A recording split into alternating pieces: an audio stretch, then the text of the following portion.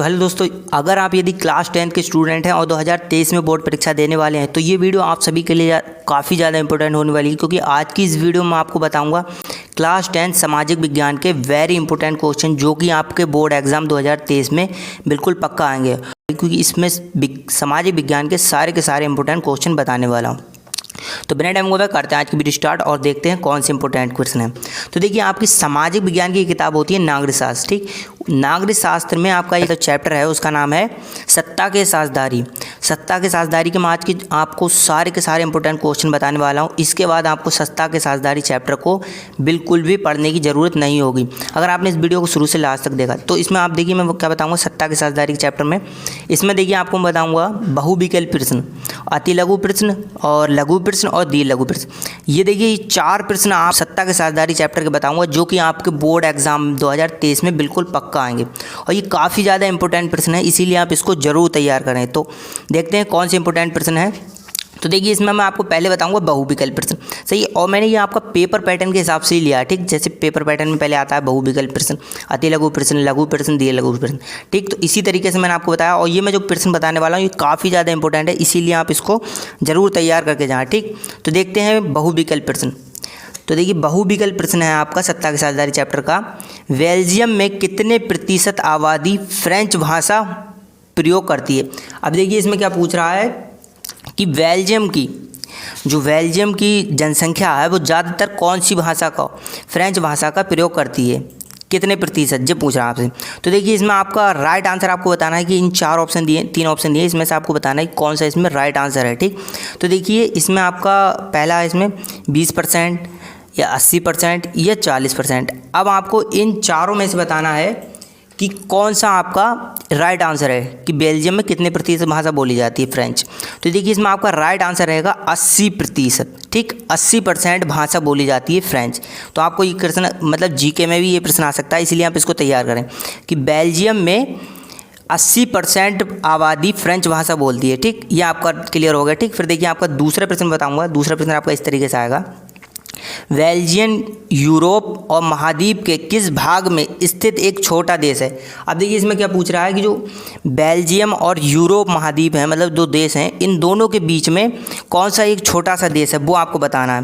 तो देखिए, इसमें ऑप्शन दिए हैं, इसमें उत्तरी यूरोप और पश्चिमी यूरोप या पूर्वी यूरोप। अब आपको इन 3 ऑप्शन में से बताना है कि इसमें राइट आंसर कौन सा है, कि बेल्जियम और यूरोप में इन दोनों के बीच में कौन सा एक राज्य है। देखिए, इसमें आपका है राइट आंसर रहेगा पश्चिमी यूरोप। ठीक, पश्चिमी यूरोप आपका बेल्जियम और यूरोप महाद्वीप के बीच में है। ठीक, इसको आप ध्यान रखें। ठीक, फिर देखिए, इसमें आपका तीसरा प्रश्न इस तरीके से रहेगा, सिंघाली सामाजिक समूह की बहुलत वाला देश श्रीलंका एक द्वीपीय देश है, ये किस वर्ष स्वतंत्र राष्ट्र बना? अब देखिए, इसमें क्या पूछ रहा है कि जो सिंघाली सामाजिक है उसमें श्रीलंका को राष्ट्रीय वर्ष मतलब किस वर्ष आज़ाद किया गया था वो आपको बताना है, कब बना था राष्ट्र वर्ष।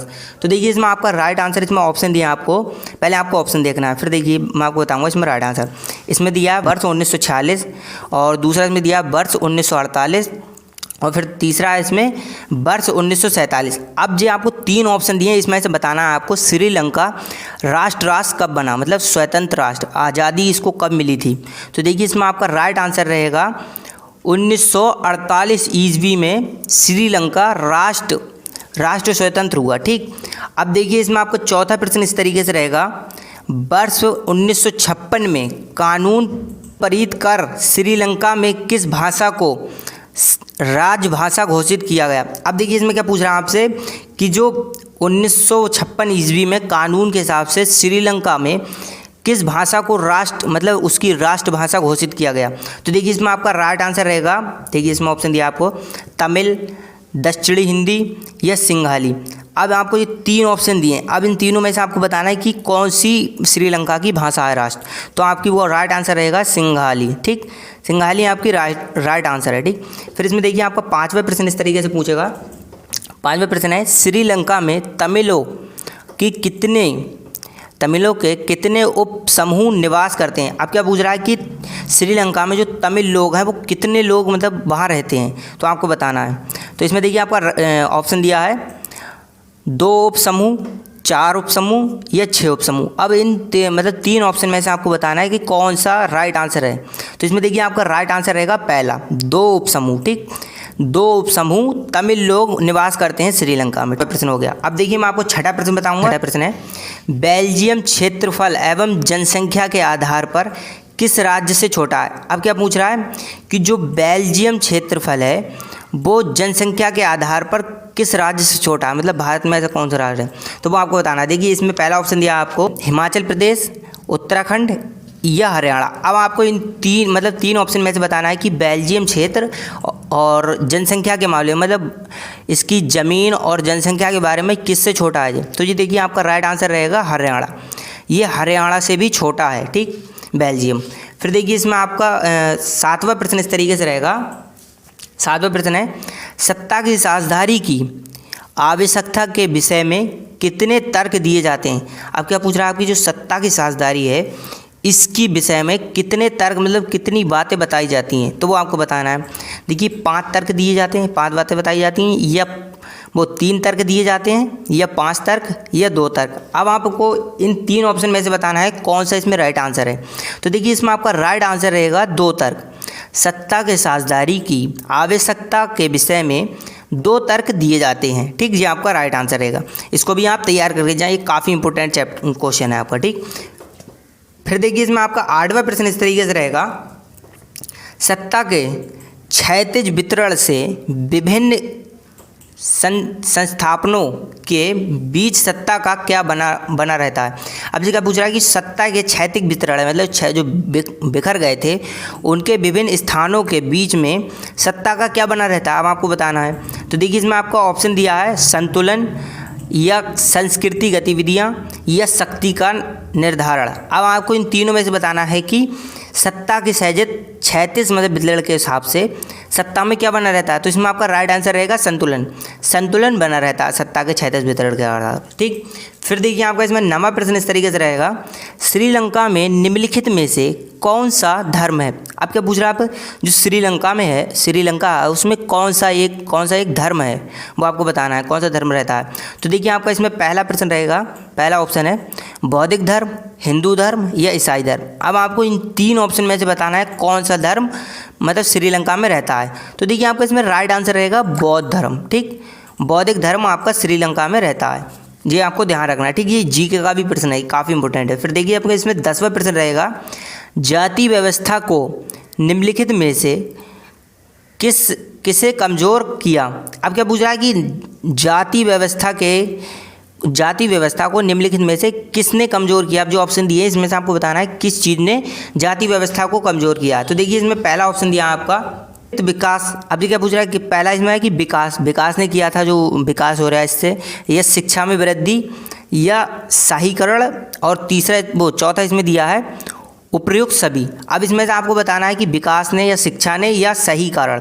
अब आपको इन चारों ऑप्शन में से बताना है कि कौन सा राइट आंसर है जिसने धर्म को कमज़ोर किया है, जाति को। तो देखिए इसमें से आपका राइट आंसर रहेगा सभी। फिर देखिए आपको मैं बताने वाला हूँ अति लघु प्रश्न, जो कि आपके बोर्ड एग्जाम में काफ़ी ज़्यादा पूछे जाते हैं इस चैप्टर से, ठीक। तो इसीलिए आप इसको जरूर तैयार करके जाएं, ठीक, जो मैं आपको प्रश्न बता रहा हूँ। तो देखिए अति लघु प्रश्न मैं आपको बताऊँगा 10, जो कि आपके बोर्ड में काफ़ी ज़्यादा इंपॉर्टेंट है 2023 बोर्ड में, ठीक। तो इसको आप तैयार करके जाएँ। देखिए पहला प्रश्न है, और इसमें मैंने आपको प्रश्न बताए हैं, और अगली वीडियो में आपको आंसर बता दूंगा, ठीक। तो इसको आप घबरा नहीं। तो देखिए आपका इसमें पहला प्रश्न इस तरीके से आएगा, श्रीलंका में बहुसंख्यावाद से क्या तात्पर्य है, परिभाषित कीजिए। अब इसमें क्या पूछ रहा है आपसे, पहला प्रश्न पूछ रहा है कि श्रीलंका में बहुसंख्यावाद से क्या तात्पर्य है। जो बहुसंख्या है वहाँ की, उससे आप क्या समझते हैं या क्या मानते हैं, वो सब आपको बताना है, मतलब वर्णन करके, ठीक। ये आपका काफ़ी ज़्यादा इंपॉर्टेंट क्वेश्चन है, तो इसको भी आप तैयार करके जाएं। फिर देखिए आपका दूसरा प्रश्न है, सत्ता के साझेदारी किसे कहते हैं। ये आपका काफ़ी ज़्यादा इंपॉर्टेंट चैप्टर है, वेरी, क्योंकि इसमें देखिए आपका चैप्टर का नाम क्या है, सत्ता की साझेदारी। इसीलिए आपको पता होना चाहिए, जब अगर आप चैप्टर पढ़ रहे हैं तो आपको उसके चैप्टर के बारे में पता होने चाहिए, ठीक। तो देखिए इसमें पूछ रहा है सत्ता की साझेदारी किसे कहते हैं, कि जो सत्ता की साझेदारी है उसे किसे कहते हैं। तो इसका आपको व्याख्या करना है या वर्णन करना है, ठीक, वो आपको समझाना है, ठीक। फिर देखिए इसमें आपका तीसरा प्रश्न इस तरीके से रहेगा। देखिए तीसरा प्रश्न है आपका, बहुसंख्यावाद क्या है, उस देश का नाम बताइए जिसने इसके कारण शक्ति खोई है। अब क्या पूछ रहा है कि इसमें कि बहुसंख्यावाद क्या है, जो बहुसंख्या है वो क्या है, और उस देश का नाम बताइए जिसने इसके कारण, जिसने बहुसंख्यावाद के कारण अपनी शक्ति खोई है, वो आपको बताना है। अगर देखिए आपने किताब या चैप्टर जो भी कुछ पढ़ा होगा तो आप आसानी से इस क्वेश्चन को हल कर सकते हैं, ठीक। और ये काफ़ी ज़्यादा इंपॉर्टेंट चैप्टर है, इसको आप ज़रूर तैयार करके जाएँ, क्वेश्चन है, ठीक।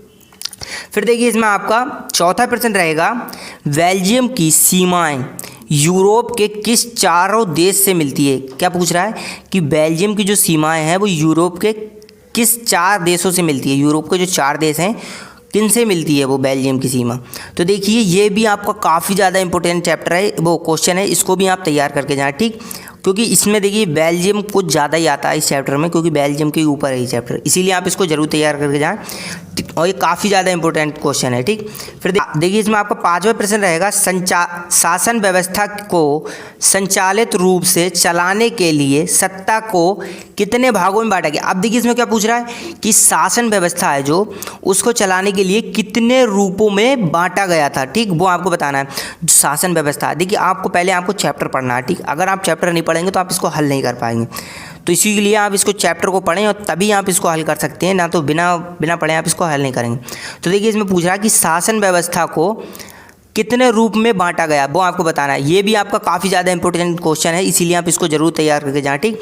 फिर देखिए आपका इसमें 6वां प्रश्न रहेगा, बेल्जियम में सामुदायिक सरकार किस प्रकार की सरकार थी। अब क्या पूछ रहा है कि बेल्जियम में जो सरकार थी वो किस प्रकार की सरकार थी, वो आपको बताना है। तो ये भी आपका काफ़ी है, क्योंकि देखिए मैंने आपको बताया बेल्जियम के बारे में इससे कुछ ज़्यादा ही पूछ रहा है, तो आपको जो बेल्जियम का टॉपिक है उसके बारे में आपको डीपली पढ़ना है, ठीक। क्योंकि इससे काफ़ी ज़्यादा क्वेश्चन बनते हैं और ये क्वेश्चन को आप घुमा फिरा के भी पूछ सकता है, इसीलिए आप घबरा नहीं, ठीक। ये भी आपका काफ़ी इंपॉर्टेंट क्वेश्चन है, इसको भी आप तैयार करके जाएँ, ठीक। फिर देखिए इसमें देखिए आपका 8वां प्रश्न इस तरीके से रहेगा, सत्ता के उपघरों विभाजन से आप क्या समझते हैं। अब आपको बताना है कि सत्ता के जो विभाजन हुआ था उसके बारे में आपको बताना है। ये भी आपका काफ़ी ज़्यादा इंपॉर्टेंट चैप्टर है और इसको आप बेधड़क आसानी से कराएंगे अगर आपने चैप्टर पढ़ा होगा। तो देखिए आज की मैं वीडियो भी आपको कुछ दिन बाद इसके आंसर की देने वाला हूँ, तो इसीलिए आप घबराने, ठीक। फिर देखिए इसमें आपका 9वां प्रश्न रहेगा, गृह युद्ध से क्या तात्पर्य। ये आपका वेरी इंपॉर्टेंट चैप्टर क्वेश्चन है, इसको तो आप तैयार करके ही जाएं। अगर आपने ये क्वेश्चन छोड़ दिया इस बार तो आप बहुत कुछ नंबर आपने मिस कर देंगे। तो इसीलिए आपको गृह युद्ध से बारे में ज़्यादा से ज़्यादा पढ़ना है, क्योंकि ये आपका काफ़ी ज़्यादा इंपॉर्टेंट क्वेश्चन है, ठीक। गृह युद्ध से आप क्या समझते हैं या गृह युद्ध क्या है, इसकी परिभाषा दीजिए। इस तरीके से क्वेश्चन घुमा फिरा के पूछ सकता है, इसीलिए आपको घबराना नहीं, ठीक। फिर देखिए आपका 10वां प्रश्न इस तरीके से रहेगा, बेल्जियम में कौन सी भाषा बोलने वालों की संख्या ज़्यादा है, मतलब सबसे अधिक है। अब क्या पूछ रहा है, जो मैंने तो आपको बताया बेल्जियम का टॉपिक आपको बहुत ही ज़्यादा पढ़ना है, ठीक। तो इसमें देखिए आप पूछ रहा है बेल्जियम की कौन सी भाषा, मतलब बेल्जियम में ज़्यादातर लोग कौन सी भाषा बोलते हैं, आपको वो बताना है। ये काफ़ी ज़्यादा इंपॉर्टेंट है, मैंने आपको पिछले बताया भी था कौन सी भाषा बोलते हैं, इसीलिए आप वीडियो को पीछे करके देख सकते हैं स्क्रॉल करके, ठीक। फिर देखिए अब आपका आया है लघु प्रश्न, ये आपके बोर्ड एग्जाम में 4 नंबर का आता है, इसीलिए आपको इसको ध्यान से देखना और इसको किताब में आप निशान लगाते रहें, ठीक। अगर देखिए आप नोट करते रहेंगे तो आपको बिल्कुल क्लियर हो जाएगा कौन से क्वेश्चन हमें तैयार करने हैं, कौन से नहीं करने हैं, ठीक। तो अब मैं बताऊंगा लघु प्रश्न जो कि आपके बोर्ड एग्जाम में काफ़ी ज़्यादा पूछे जाते हैं और ये आपके 4 नंबर का है। देखिए इसमें पहला प्रश्न आपका इस तरीके से रहेगा, बहुसंख्यावाद से आप क्या समझते हैं, श्रीलंका में इसका क्या महत्व है, परिभाषित कीजिए। अब देखिए पूछ रहा है कि बहुसंख्यावाद, देखिए इसमें आपको 3 क्वेश्चन जोड़ दिए कि बहुसंख्यावाद से क्या समझते हैं। अभी पिछले मैंने आपको बताया इस तरीके से एक क्वेश्चन है दिया गया। फिर देखिए श्रीलंका में इसका क्या महत्व है, 1 से 2 क्वेश्चन। देखिए 2 क्वेश्चन ले लिए, इन्हें 2 नंबर के 4 नंबर बना दिए। ऐसा ही होगा आपको छोटे छोटे प्रश्न को भी आप ध्यान दें, जिससे कि क्योंकि इन्हीं से क्वेश्चन बड़े बन जाते हैं, ठीक। तो देखिए इसमें क्या पूछ रहा है, बहुसंख्यावाद से आप क्या समझते हैं। तो ये आपको मैंने अभी क्वेश्चन बताया, आपको वो तैयार करना तो आप इसको आसानी से कर देंगे। फिर श्रीलंका में इसका क्या महत्व है, बहुसंख्यावाद का श्रीलंका में क्या महत्व है, ये आपको बताना है। ये आपका वेरी इंपॉर्टेंट क्वेश्चन है, इसको भी आप तैयार करके जाएं, ठीक। फिर देखिए इसमें आपका दूसरा प्रश्न रहेगा, गठबंधन सरकार से आप क्या समझते हैं, प्रकाश डालिए। अब क्या पूछ रहा है कि जो गठबंधन सरकार है वो क्या, कौन सी सरकार है, इसके बारे में बताना है आपको, ठीक। कि गठबंधन सरकार से आप क्या समझते हैं, इसके बारे में आपको 4 नंबर का लिख कर आना है, ठीक। और ये आपका काफ़ी ज़्यादा इंपॉर्टेंट है क्योंकि गठबंधन सरकार के बारे में काफ़ी ज़्यादा पूछा जाता है। ठीक, फिर देखिए आपका तीसरा प्रश्न इस तरीके से रहेगा, सत्ता के ऊर्ध्वगामी सत्ता, देखिए आपका तीसरा प्रश्न इस तरीके से रहेगा, सत्ता के ऊर्ध्वगामी वितरण तथा क्षैतिज वितरण से क्या तात्पर्य। अब क्या पूछ रहा है, सत्ता के ऊर्ध्वगामी जो वितरण है और क्षैतिज वितरण है, इन दोनों में अंतर क्या, क्षैतिज और ऊर्ध्वगामी। तो आपको ये बताना है, इसको आपको हेडिंग मतलब पहले हेडिंग से क्षैतिज लिखना है, क्षैतिज की हेडिंग, फिर आपको लिखना है ऊर्ध्वगामी, अब फिर इनको डाल के आपको इसके अंतर बताना है। ठीक, तो ये भी आपका काफ़ी ज़्यादा इंपॉर्टेंट है क्योंकि अंतर के बारे में काफ़ी ज़्यादा पूछता है। ये आपके 4 नंबर इससे मिल जाएंगे अगर आपने ये तैयार किया। ठीक, फिर देखिए आपका इसमें चौथा प्रश्न इस तरीके से रहेगा, वर्ष 1970 और वर्ष 1993 के मध्य मतलब बीच में बेल्जियम की संविधान में कितनी संशोधन किए। अब क्या पूछ रहा है कि जो 1970 और 1993 के बीच में जो बेल्जियम का संविधान था उसमें कितनी बार सुधार किए गए थे, आपको वो बताना है कि 3 बार 4 बार और किस वजह से किए गए थे वो भी बताना है। ठीक, तो ये भी आपका काफ़ी ज़्यादा इंपॉर्टेंट है क्योंकि बेल्जियम के बारे में जो भी प्रश्न है वो आपका काफ़ी ज़्यादा इंपॉर्टेंट है, इसीलिए आपको उसको तैयार करके जाना है। ठीक, फिर देखिए इसमें आपका 5वां प्रश्न इस तरीके से रहेगा, बेल्जियम में राजनीतिक प्रणाली विश्व के अन्य देश से अलग कैसे है, कोई 3 सूत्र लिखिए। ठीक, अब आपको इसका प्रश्न बताना है कि ये कौन सा इंपॉर्टेंट मतलब कौन सा प्रश्न है, इसको आपको समझना है। पहले देखिए बेल्जियम में राजनीतिक प्रणाली विश्व के अन्य देश से अलग क्यों है। अब क्या पूछ रहा है कि जो बेल्जियम की राजनीतिक प्रणाली है, राजनीतिक लोग हैं, वो दूसरे देशों से अलग क्यों है, आपको 3 सूत्र लिखना है, मतलब 3 कारण बताना है। ठीक, ये भी आपका काफ़ी ज़्यादा इंपॉर्टेंट है। ठीक, तो इसको भी आप तैयार करके जाएं। फिर देखिए आपका आता है दीर्घ लघु प्रश्न। दीर्घ लघु प्रश्न आपका आता है 6 नंबर का आपके बोर्ड एग्जाम में। ठीक, और जो मैं प्रश्न बताने वाला हूँ ये 2023 बोर्ड में काफ़ी ज़्यादा इंपॉर्टेंट है, इसीलिए आप इसको तैयार करके जाएं। ठीक, तो देखते हैं पहला प्रश्न कौन सा है, दीर्घ लघु। तो देखिए दीर्घ लघु प्रश्न आपका पहला रहेगा, आधुनिक लोकतांत्रिक व्यवस्थाओं में सत्ता की साझेदारी के अलग अलग तरीके क्या हैं, इसमें से प्रत्येक का एक उदाहरण भी दीजिए। अब क्या पूछ रहा है, जो आधुनिक लोकतंत्र व्यवस्था है उसमें सत्ता की साझेदारी के अलग अलग तरीके बताना है आपको। जो आधुनिक लोकतंत्र व्यवस्था है उसके आपको तरीके बताना है, कौन कौन से तरीके, और फिर जो तरीके बताओगे आप उसके उदाहरण भी आपको देना है। ये भी आपका काफ़ी ज़्यादा इंपॉर्टेंट है क्योंकि मैंने इसमें आपको 3 ही प्रश्न लिए हैं जो कि आपके बोर्ड एग्जाम में इस बार आने वाले हैं। ठीक, तो इसको भी आप तैयार करके जाएँ। फिर देखिए इसमें आपका दूसरा प्रश्न इस तरीके से रहेगा, भारतीय संदर्भ में सत्ता की हिस्सेदारी का एक उदाहरण देते हुए उसका एक युमुत्परक और एक राजनीतिक कारण बताना। अब देखिए इसमें आपसे क्या पूछ रहा है, जो भारतीय संदर्भ में भारत की जो सत्ता है उसके हिस्सेदारी का एक उदाहरण देना है आपको, और ये आपके राजनीतिक कारणों से मिलता जुलता हो। ठीक, ये भी आपका काफ़ी ज़्यादा इंपॉर्टेंट क्वेश्चन है, इसको भी आप तैयार करके जाएं बोर्ड एग्जाम में। और ये दीर्घ लघु प्रश्न है, इसको आपको 6 नंबर का है, इसीलिए आप इसको बढ़ाकर लिखना है आपको। ठीक, और फिर देखिए आपका तीसरा प्रश्न है, पश्चिमी यूरोप देश बेल्जियम की राजनीतिक प्रणाली कैसी है तथा ये विश्व के अन्य देश से कैसे अलग है। देखिए अभी आपका ऐसी प्रश्न आया था कि आधुनिक लोकतंत्र व्यवस्था, इस तरीके से आपका ये प्रश्न आ गया कि पश्चिमी यूरोप देश बेल्जियम की राजनीतिक प्रणाली कैसे अलग है।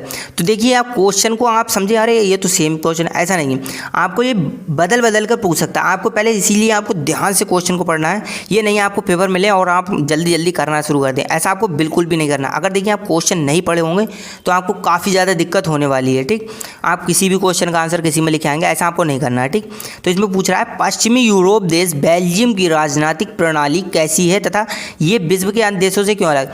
पूछ रहा है कि पश्चिमी यूरोप की बेल्जियम की राजनीति है वो दूसरे देशों से कैसे अलग है, इसके बारे में आपको बताना है, इसकी टिप्पणी लिखना है। ये आपका 6 नंबर का है, ये काफ़ी ज़्यादा इंपॉर्टेंट प्रश्न है। ठीक, इसको आप जरूर ही तैयार करके जाएं।